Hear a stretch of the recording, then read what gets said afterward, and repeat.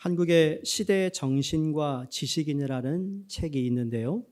김호기라는 분의 쓴 책인데 이 저자는 대한민국의 역사에 깊은 발자취를 남긴 24명의 지식인을 소개한 책입니다. 지식인들을 단순하게 나열하지 않고 그 지식인이 당대에 영향을 미칠 수밖에 없었던 이유를 시대 정신이라는 화두로 풀어낸 책입니다. 그래서 그분의 책 15면에 시대 정신을 이렇게 정의를 내리는데, 시대 정신이란 무엇인가? 그것은 한 시대의 문화적 소산에 공통되는 인간의 정신적 태도와 양식 또는 이념을 말한다. 시대 정신은 한 사회의 발전에서 북극성의 역할을 담당한다. 어느 사회든지 시대 정신을 어둠 속 망망대해에서 가야 할 길을 알려주는 북극성처럼 미래의 좌표를 삼아 앞으로 나아가기 마련이다. 이러한 시대 정신을 주조하는 이들이 곧 지식인이다. 어떤 지식인이건 시대의 산물일 수밖에 없고, 뛰어난 지식인일수록 자기 사회의 문제를 직시하고 대안을 물색합니다. 한 명의 지식인을 이해하고자 할 때는 그 지식인과 함께 그가 활동한 시대를 함께 공부해야 그 사람의 의도와 목적을 이해하게 됩니다. 저자는 이 책을 쓰면서 두 가지를 기대했다고 합니다. 첫 번째, 우리 역사 속에서의 시대 정신을 탐구함으로써 그 현재적 의의를 생각해 보는 것이고, 두 번째로는 시대 정신 탐구에서 지식인의 역할을 생각해 보아야 한다는 것이었어요.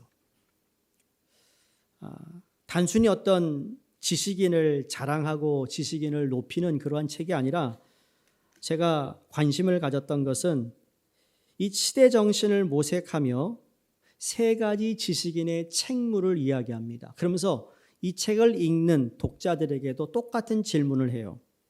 첫 번째 뭔가 하면 생산적인 자기 부정이 필요하고, 두 번째로는 치열한 대안을 모색해야 되고, 세 번째로는 개혁과 혁신의 프로그램을 구체화해야 된다는 이 세 가지의 책무가 어떻게 이행될 것인가, 이것을 가지고 고민하고 이것을 어떻게 실행할 것인가에 대한 논의를 해야 되는 그러한 책입니다.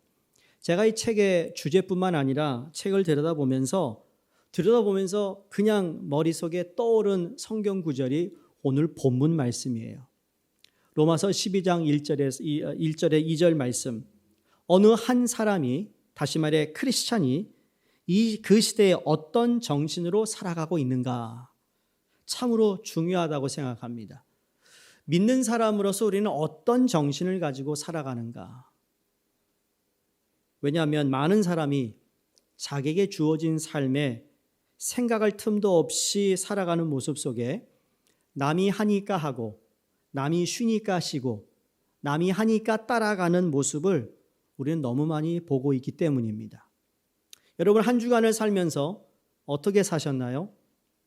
주의 말씀을 통해 오늘도 우리가 함께 암송한 말씀, 우리가 믿음으로 말미암아 구원을 받았는데 이건 너에게서 난 것이 아니라 하나님의 선물이라. 하나님이 허락하신 이 구원의 선물을 가지고 살아가는 이 땅의 주인으로서, 물론 우리가 주인처럼 보이지 않지만 하나님이 모든 세상을 창조하셨고 그 창조 만물의 아버지를 우리가 믿고 있다면, 여러분, 우리는 그 아버지의 자녀들로서 주인의식을 가지고 살아야 된다는 거예요. 그런 정신을 가지고 우리가 살아야 된다는 거죠. 그렇지 않으면 우리는 이 시대의 풍조에 이 물이 흘러가는 대로 그냥 나도 모르게 떠내려갈 수밖에 없는 참 안타깝고 부끄러운 삶을 산다는 것입니다. 아시다시피 로마서 1장에서 11장까지는 사도 바울이 복음이 무엇이냐, 복음의 역할이 무엇이었고, 복음을 통하여 하나님이 어떤 일을 했으며, 그래서 교리적인 내용이 쫙 담겨져 있습니다. 그래서 아주 명확하게 소위 우리 기독교의 조직신학의 가장 중요한 성경을 찾는다면 로마서 1장에서 11장의 내용입니다. 모든 교단들이 바로 이 로마서에서 나오는 이 중요한 복음의 핵심들을 가지고 나름대로 정리를 해 놓았어요. 근데 그것만 가지고는 안 되는 거예요. 그래서 12장에 들어오면서 그러므로 형제들아 라고 말합니다. 다시 말해 이제부터 너희가 알고 있는 복음에 대한 그 정의, 복음에 대한 그 관심, 복음이 어떤 일을 했는지를 알고 있다면 이제는 거듭난 그 순간부터 너희가 살아야 할, 실천해야 할, 적용해야 할, 그래서 무엇을 해야 되느냐가 아니라 어떻게 살아야 하느냐, 왜 해야 되느냐를 정확하게 말씀하고 있는 말씀이 로마서 12장 1절부터 시작입니다. 그 가운데 오늘 1절과 2절을 우리가 함께 보는데요. 여러분, 우리가 그리스도인으로 거듭난 순간부터 우리 안에 옛사람의 성품과 새 사람의 성품이 그 사이 끊임없이 싸움이 시작이 되었습니다. 우리가 예수 그리스도로 말미암아 하나님의 자녀가 됨으로 말미암아 더 이상 죄와 사망의 어두움에 있지 않아 그래서 주님의 자녀가 되었는데 우리의 옛 모습이 자꾸 내 과거의 모습을 닮아가려고 합니다. 그래서 그때마다 옛사람의 성품이 허물어지고 새 사람의 성품이 승리하면 좋은데 그 승리의 기회가 생각보다 많지 않은 거예요. 예수 그리스도를 믿고 거듭났음에도 불구하고 우리 안에서 때때로 옛사람의 성품이 더 강하게 역사하는 것을 우리가 경험합니다. 이유는 간단합니다. 옛사람이 우리가 살고 있는 이 세상과 결탁되어 있기 때문에 그렇습니다. 아주 특별한 경우를 제외하고는 이 세상의 풍조는요, 모두가 옛사람이 모여서 만든 시대의 정신이라는 겁니다. 이런 생각 해보셨어요? 내가 과거의 것을 청산해야 되는데 청산이 안 되는 이유는 내가 옛 모습에서 살았던 그것이 너무 익숙해진 거예요. 그러다 보니까 그것을 떼어내기가 참 어려운 거라는 거죠. 그래서 나는 새 피조물이 되었는데 옛 성품이 자꾸 새 피조물 된 나를 공격하고 도전하고 그리고 나태해지고 게으러지면 게으러질수록 다시 옛 모습으로 돌아가는 우리의 모습을 발견한다는 거예요. 육에 속한 옛 성품을 가진 사람이 만들어 놓은 큰 흐름이 바로 이 시대의 유행이고 이 시대의 사조인 것입니다. 그래서 우리가 이 세상의 풍조를 보면서 너무 좋아하거나 너무 쫓아가려는 마음을 가지는 건 결코 옳지 않습니다. 왜냐하면 이 세상은 우리의 옛사람을 격려하기 때문이에요. 우리는 옛사람을 죽고 새 사람으로 거듭났는데 우리가 자꾸 이 세상의 것을 좋아하면 좋아할수록 우리의 옛사람을 죽어야 하는 다시 옛사람을 살리려고 합니다. 나는 죽었는데. 그 사도 바울이 오늘 본문에 너희는 이 세상을 본받지 말고 마음을 새롭게 함으로 변화를 받으라라고 말하고 있습니다. 신앙이 깊어지면 깊어질수록 속되고 거짓된 풍조로 가득 찬 세상 속에 사는 것이 얼마나 힘들고 어려운 일인지 깨닫습니다. 그렇죠? 우리가 신앙생활을 잘 하려고 하면 그게 더 힘들어요. 어떤 분이 그래요. 목사님, 훈련반을 안 할 때가 편했던 것 같아요. 왜요? 그땐 몰랐거든요. 네, 말씀을 깨닫고 난부터는 신앙생활 이런 거였구나. 괜히 시작했다. 그런 후회도 하더라고요. 그래서 정말 힘 빠져요. 그런 말 들으면. 물론 우리의 현실은 그럴 수 있다 하더라도 여러분 그걸 우리가 이겨야 됩니다. 극복해야 됩니다. 그렇지 않으면 가장 나쁜 게 뭔지 아세요? 시작했으면 끝까지 맞추어서 우리가 변화돼야 되는데 변하지 못하고 중간에 포기하게 되면 이렇지도 못하고 저렇지도 못합니다. 그럼 그 사람은 더 심한 갈등으로 신앙생활이 어렵다라는 거예요. 여러분 우리가 신앙생활 잘하는 것에 대해서 경건한 삶이라고 얘기하잖아요. 세상을 경건한 삶을 살면 거룩한 모습을 가져야 되니까 웃지 못하고 좀 우울한 분위기도 있고 그런 생각을 하는데 여러분 그렇지 않아요. 경건은 이 세상의 헛된 근심과 믿음 없음에서 비롯된 여러 가지 염려 이거와 다른 겁니다. 경건한 거라는 것은 그냥 거룩이 아니라 그 경건한 사람을 통해 무엇을 발견하죠? 그 안에 주님 안에서 발견하는 기쁨과 행복함이 있다라는 것을 우리가 경험하게 되잖아요. 많은 사람들이 내가 이것을 하나님을 잘 믿고 열심히 신앙생활 하려면 포기해야 되는 게 많다. 괜히 후회되는 거 아닐까? 그런 두려운 마음이 염려를 미리 한다는 거예요. 그럴 필요 없어요. 경건의 삶에 들어가면 이 세상에서 줄 수 없는 평강, 이 세상이 줄 수 없는 기쁨과 즐거움을 경험하게 될 줄로 믿습니다. 여러분, 농사 짓는 이야기를 들어보면 곡식은 더디 자라고 빨리 자라는 게 뭐죠? 잡초입니다. 근데 잡초를 뽑아주지 않으면 밭을 다 망치고 말아요. 근데 우리도 마찬가지예요. 날마다 우리의 옛사람과 싸우며 옛사람의 기질을 우리 안에서 뽑아내야 되는 겁니다. 때로는 남은 모르지만 나는 알잖아요. 나의 못된 어떤 DNA가 있다면 그거 예수의 이름으로 뽑아내야 되는 거예요. 그래서 옛사람의 기질과 싸우기 위해 오늘 본문을 보시면 이렇게 표현합니다. 세상을 본받지 말라. 이 세상을 본받는다의 뜻의 히랍의 표현은 틀 속에 넣고 찍어낸다는 의미입니다. 미국 사람 그걸 쿠키 컬러라고 하죠.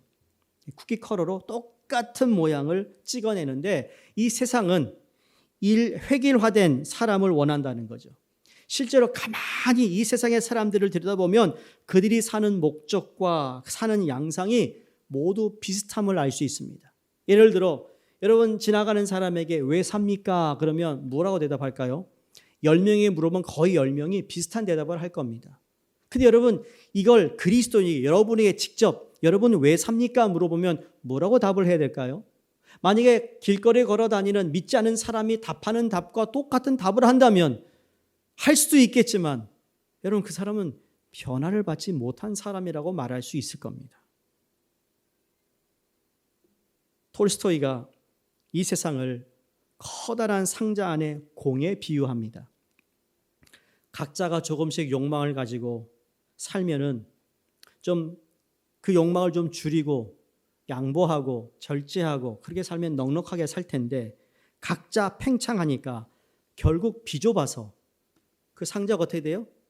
부대끼다가 터져버리고 만다라는 표현을 씁니다. 그 인간이 가지고 있는 삶의 욕망이고 욕심이라고 그리고 태도라고 이야기하고 있어요. 따라서 우리가 그러한 세상의 풍조를 본받으며 산다면 무너졌던 우리의 옛사람은 다시 서고 옛 사고와 기질들이 다시 살아 역사하게 된다는 것에 대해서 우리가 정신을 차려야 된다는 거죠. 내가 한순간도 주님의 은혜가 아니다라고 내가 그것을 고백하지 않고 인식하지 못하고 그런 정신으로 살지 않으면 이 세상의 것이 너무나도 빨리 우리를 떠밀어 버린다는 거예요. 오늘날 교회마다 사역자를 찾아달라는 이야기가 너무 많이 합니다. 여러분 이민교회에 오늘도 올해는 연휴가 다른 때보다 똑같은 연휴인데 올해는 많이 빠져나갔어요. 우리 교인들도. 그러면서 그런 얘기합니다. 야, 시대가 젊어지면 젊어질수록 젊은 사람들은 놀 때 놀아야지 생각을 한다는 거예요. 아니 나쁜 얘기 아닙니다. 쉴 땐 쉬어야죠. 맞아요. 왜 안 가셨어요 여러분? 쉴 때 쉬어야지. 왜 안 가셨어? 상황이 많이 바뀌었잖아요. 주일학교 교육자 찾아달라.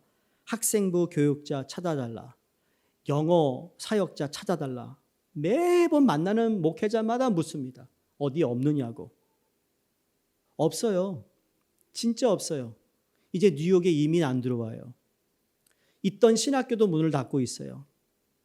이게 엄청나게 지금 급속도로 변하고 있어요. 저도 30년 전에 학생들을 맡았던 청소년을 맡았던 경험이 있지만 그때 청소년 사역과 지금의 청소년 사역은 너무 달라졌어요. 여러분 아시죠? 우리 뒤에 교회 뒤에 바스켓볼 훅이 있습니다. 저 농구 공소리를 안 들어본 지 꽤 됐어요. 아이가 없어서가 아니에요. 농구하는 아이들이 점점 줄어들고 있다는 거죠. 밖에 운동하는 애들이 없어요. 도대체 무슨 운동하느냐? 손가락 운동. 다른 거 하고 있다고요.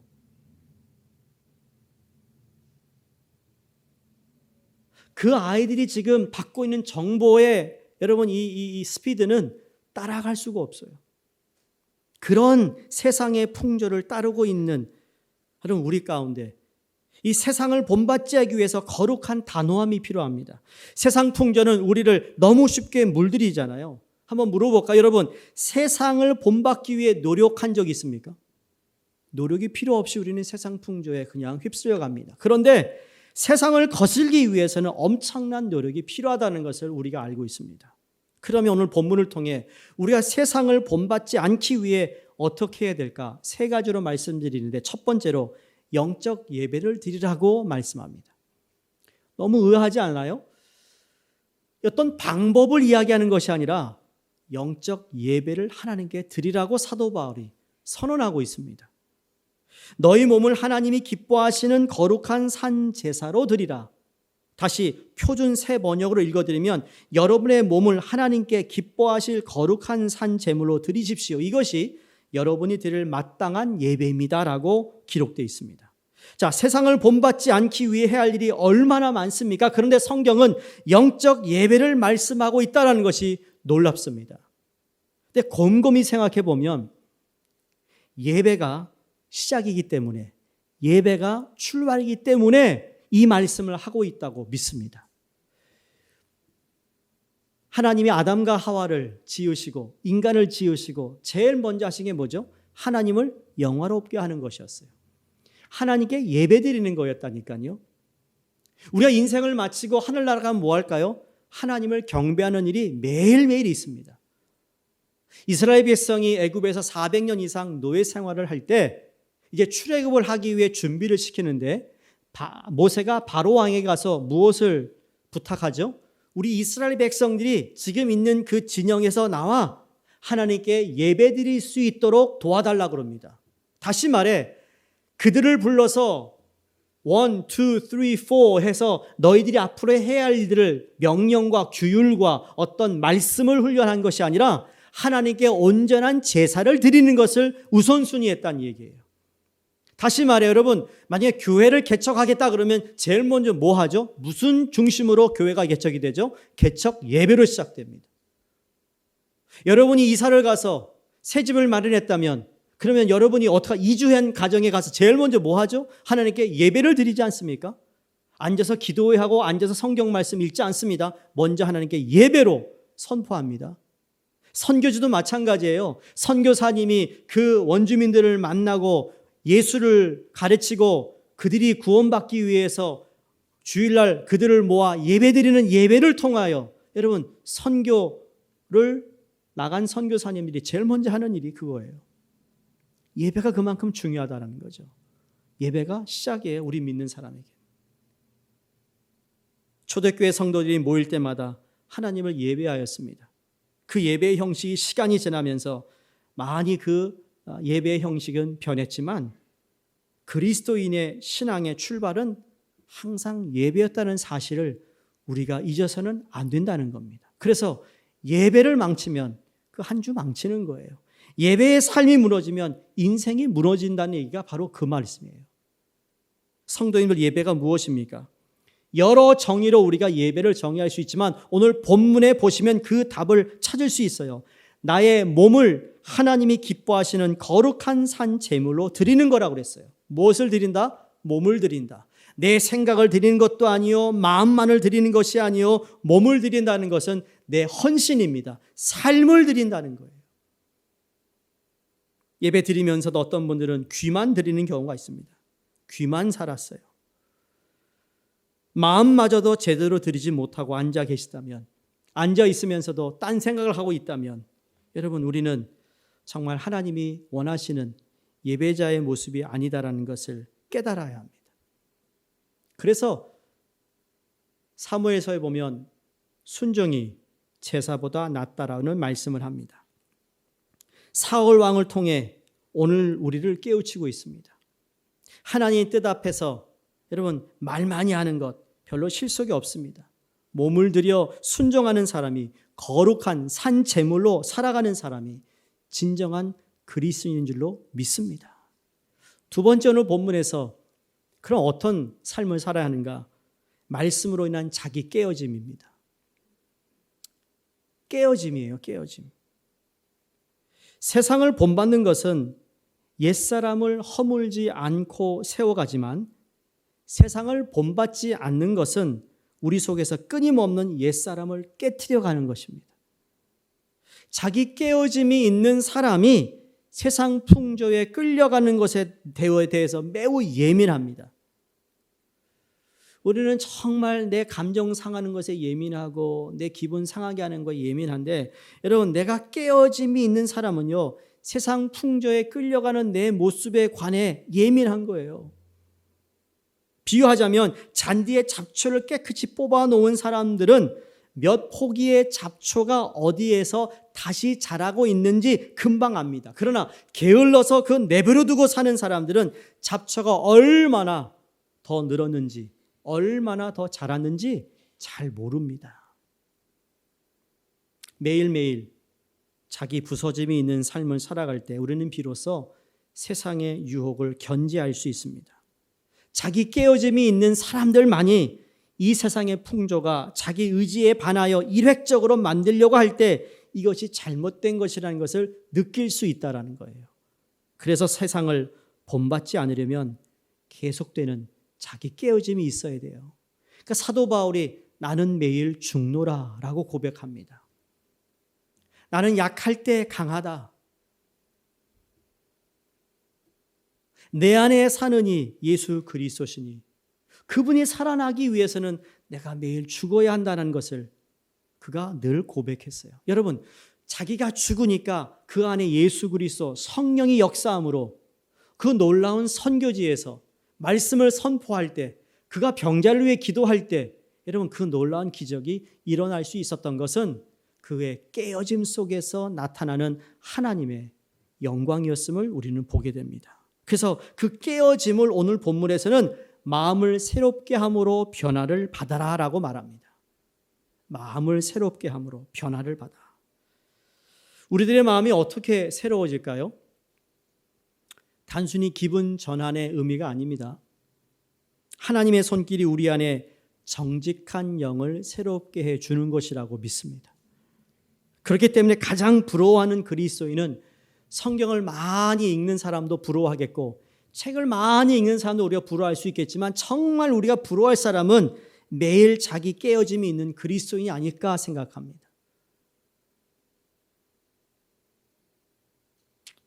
하나님 앞에서 자기 깨어짐이 있는 목회자가 되기를 원합니다. 마찬가지로 여러분, 하나님 앞에서 자기 깨어짐이 있는 여러분 주의 자녀 성도들이 되시기를 주의 이름으로 축원합니다. 여러분, 그래야 교회가 건강하지 않겠어요? 자기가 깨어짐이 있어야 참된 신자가 되는 것이고, 깨어짐 속에서 하나님께 예배 드릴 때 그 감격의 눈물이 흐르는 거예요. 그런데 우리가 예배를 드리며 우리 성도님들 참 눈물 많은 거 압니다. 은혜의 눈물이 있습니다. 그리고 감사한 것이고 참 아름다운 모습입니다. 그런데 한 가지 또 기억할 게 있어요.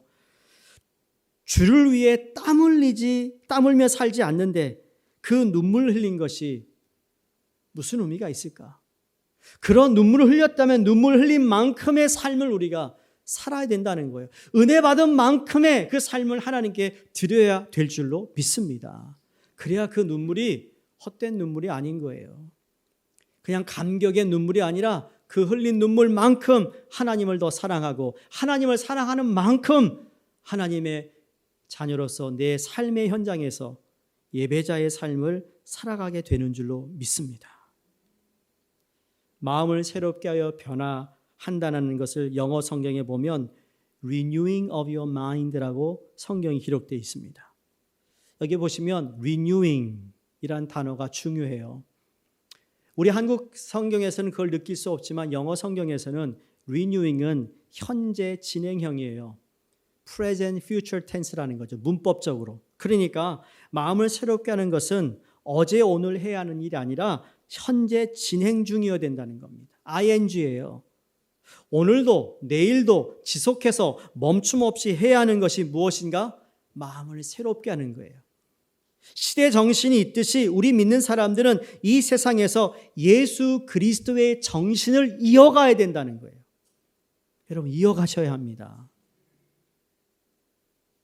여러분의 가정에서도 자녀들에게 이 예수의 정신을 이어가시기를 바라고, 여러분 목장 모임에서 예수의 정신을 이어가시고, 전도회에서 그렇고 우리 선교 바자회도 그렇고 모든 것이 같은 동일한 겁니다. 예수 그리스도의 정신이에요. 예수 그리스도의 마인드를 가지고 우리가 새롭게 될 때 우리는 변화된다는 말씀입니다. 근데 여기에 세상을 본받지 말고, 영어에 do not conform 그랬어요. 다시 말해 이걸 순응이라는 말로 표현하고 싶은데, 이 세상에 흘러가는 대로 외부에서 오는 어떤 영향력에 너희가 순응하지 말라라고 그랬어요. 그것도 좋은 건데 이거는 수비예요. 수비하는 거예요. 외부에서 침략되는 걸 통해 내가 영향받지 않도록 내가 단단히 나를 지켜야 됩니다. 근데 그걸로 승리하는 게 아니라는 거예요. 그러면서 be transformed 그랬어요. 변화를 받아라. be transformed. 이 be transform의 가장 적합한 비유가요, 나비가 되는 겁니다. 여러분, 그 나비가 되기까지 그 안에 갇혀 있는 그 뭐랄까요? 그 곤충이 말이에요. 얼마나 볼품 없습니다. 색깔도 이쁘지 않습니다. 그러나 그 껍데기를 까고 나오는 나비의 모습은요, total transformation이에요. 그게 transform. 그걸 말하고 있어요. 우리의 삶이 그렇게 변했다라는 거예요. 할렐루야. 우리 모습을 볼 때 아직도 변할 게 많은데요. 그러나 예수님이 이미 선언했습니다. 너희는 새로운 피조물이라. 보라, 옛것은 지나갔으니 새것이 되었다. 그 정신을 가지고, 그래 나는 새로운 피조물이 되었기에 자꾸 옛 성품, 옛 것으로 돌아가려는 내 모습을 차단하고 하나님의 말씀으로 변화되는 삶을 살아야겠다라는 우리의 노력과 또 하나님을 향한 우리의 걸음이 분명히 필요하다는 겁니다. 세상을 닮아가는 것은 닮으라 하지 않아도 쉽게 닮아갑니다. 그러나 세상을 닮지 않고 주님을 닮아가는 것은 어렵지만, 그러나 하루아침에 되는 것이 아니라 순간순간 매일매일 주님과 동행함으로 말미암아 변화되는 삶을 우리가 살게 될 줄로 믿습니다. 마지막 세 번째로는 분별하여 하나님의 뜻을 이루어야 합니다. 하나님의 말씀은, 하나님은 항상 목적이 있으세요. 다시 말씀드리면 방향이 정확하세요. 방향 없는 일을 안 하세요. 목적 없는 일을 안 하시는 분이라는 거죠. 여러분, 우리가 돈을 왜 법니까? 건강은 왜 필요합니까? 물으면 두리뭉실하게 대답하는 분들이 대부분일 겁니다. 근데 정확한 사람들이 있습니다. 그건 누가 정확한 줄 아세요? 목적이 뚜렷한 사람은요, 정확하게 대답을 합니다.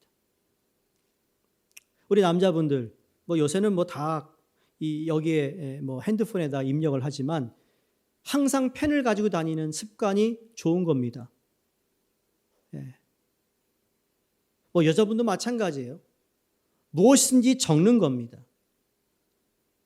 이번에 우리 한국 여자 대표팀이 우승을 했어요. 2대1로 중국을 이겼어요. 축구가. 근데 그 순간순간마다 감독을 이렇게 보여줘요. 감독을 확 보여주는데 어떤 경기를 치를 때마다 감독은 항상 적더라고요. 메모를 한다는 거예요. 메모에서 다시 팀들을 모아놓고 그때 이런 상황에서 A 선수가 이렇게 나가는데 아니야. 그땐 B 선수가 이렇게 나가야 되는 걸 지적해주기 위해서 아주 꼼꼼하게 기록합니다. 왜 그렇게 기록할까요? 무엇을 위해서? 승리를 위해서. 우리 신앙의 승리를 위해서도 그런 꼼꼼함이 우리에게 필요하다는 거예요. 그러기 위해서는 분별력이 있어야 돼요. 1장을 보시면, 이사야서 1장 보시면 하나님께서 이스라엘 백성들을 향하여 애통하는 마음을 우리에게 표시합니다. 저희가 바이블 타임에 이제 성경 읽으면서 이사야서를 읽기 시작하는데, 여러분 그 내용을 보시면 하나님이 무엇을 원하고 있고, 그리고 자신들의 죄가 무엇인지 그 뜻을 분별하지 못하고 있는 이스라엘 백성을 향하여 이렇게 고백하세요. 내가 자식을 양육했는데 그들이 나를 거역하도다. 나의 백성은 깨닫지 못한다. 너희가 어찌하여 매를 더 맞으려고 패역을 거듭하느냐. 너희의 무수한 재물이 내게 무엇이 유익하냐? 헛된 재물을 가져오지 말라. 분양은 내가 가증히 여기는 바요. 또 너희가 손을 펼 때에 내가 내 눈을 너희에게 가리고 너희가 많이 기도할지라도 내가 듣지 않겠다. 이게 하나님의 선언이었습니다. 오죽했으면 이스라엘 백성들이 이런 말씀을 전할까? 신앙생활의 약점 가운데 하나는 믿음의 삶을 우리 교회 혹은 주일로만 국한해서 생각한다는 겁니다. 주일 예배, 예배당에 드리는 예배 안으로 제한해서는 안 된다는 것. 하나님이 이스라엘 백성들에게 이렇게 애통해하는 모습은 무엇이죠? 너희가 나를 사랑하는 만큼 고아와 과부와 약한 자들을 사랑하고 그들을 도와야 하는데 도대체 나에게는 그렇게 뻔뻔하게 향을 올리지만 이제 더 이상 그 향 내가 너무너무 느끼해서 받아들일 수 없다. 그만 올려라 라고 말씀하고 있어요. 오늘의 예배드린 이 모습, 하나님을 향했던 이 모습이 내일 월요일도 화요일도 일주일 동안 지속적으로 그런 삶을 살면 하나님이 기뻐하시고 그걸 통하여 하나님의 뜻이 이 세상에 전달될 텐데 그렇지 못한 우리의 모습과 이사야서가 지금 하고 있는 말씀과 별 다르지 않음을 발견하지 않습니까? 성도님들, 주일의 생활 따로 있고 월요일부터 시작되는 생활이 따로 있다면, 예배당에서의 생활이 따로 있고 가정과 직장에서의 생활이 따로 있다면 이건 병든 신앙입니다. 성경은 그 어느 곳에서도 예배당에서 드리는 주일 예배 시간에만 제물이 되라고 말씀이 없습니다. 우리는 분별하여 하나님의 뜻을 붙들고 일주일 168시간 어느 곳에서든지 산 제물로 살아가도록 부름을 받았다는 사실을 꼭 기억할 수 있기를 주의 이름으로 부탁을 드립니다. 그래서 12장 1절이 그러므로입니다. 그러므로. 성도님들, 아는 것만으로 부족해요. 분별하는 것만으로 온전치 못해요. 그냥 깨달은 하나님의 뜻을 이제 몸으로 드려야 해요. 삶으로 드려야 한다는 말씀입니다. 이 기독교 역사를 보면 이 거룩한 제물들을 통하여 새로워졌다는 것을 알 수 있습니다. 하나님께서는 언제나 헌신의 사람들을 쓰셔서 높으신 뜻을 이 세상에 펼치셨습니다. 그걸 우리를 위해 부르셨어요. 그게 목적이라는 거죠. 단지 우리가 구원받고 편하게 영적으로 정말 풍성한 삶을 누리는 삶이 전부가 아니라 그걸 통하여 이제 하나님의 높으신 뜻을 이 세상에 펼치는 삶으로 하나님께 드려지라고 말씀하고 있습니다. 하루는 공자가 제자들과 함께 한때 왕성했지만 이제는 폐허가 된 성읍을 지나가면서 이런 대화가 있었대요. 제자가 공자에게 묻습니다. 선생님, 한때 번영하던 이 성읍이 왜 이렇게 몰락하고 말았습니까? 그때 공자가 대답합니다. 이 성의 성주는 악을 악으로 알고 선을 선으로 알았던 사람이더라. 아니, 악을 악으로 알고 선을 선으로 알았으면 선한 사람이었을 텐데 왜 이렇게 망했습니까? 공자가 대답하기를 그는 선을 선으로 알았지만 행하지 않았고 악을 악으로 알았지만 피하지 않았기 때문이다. 하나님의 선하고 기뻐하고 온전한 뜻이 무엇인지 분별한다는 그 말씀은 단순한 분별의 문제가 아니라 가치의 문제입니다. 인생을 살아가면서 최고의 가치를 하나님의 뜻에 두라라는 말씀입니다. 여러분, 가치관 바뀌어야 됩니다. 근데 가치관 그냥 바뀌지 않아요. 오늘 성경 말씀처럼 이 세상의 풍조, 이 세상의 시대의 정신에 순응하지 않으며 그러나 내 내면적으로 하나님의 말씀으로 transform, 마음이 새롭게 변화됨에 지속적인 노력을 통해 내 삶의 가치가, 내 삶의 목적이 온전히 변하여 이 시대 정신에 흔들리지 않고 하나님의 영원한 가치관을 가지고 살아가는 하나님의 자녀들이 되는 줄로 믿습니다. 바라기는 우리 각자 하나님의 기뻐하시는 선택을 하며 하나님의 편에 서 있는 삶을 산다면 하나님께서는 기뻐하시는 모든 일들을 통해 하나님의 선을 우리를 통해 이루실 것을 믿습니다. 그걸 위해 저와 여러분을 불렀다는 하나님의 부르심 앞에 그 믿음을 가지고 세상을 본받지 않고 살아가는 여러분이 되시기를 주의 이름으로 축원드립니다. 기도하겠습니다.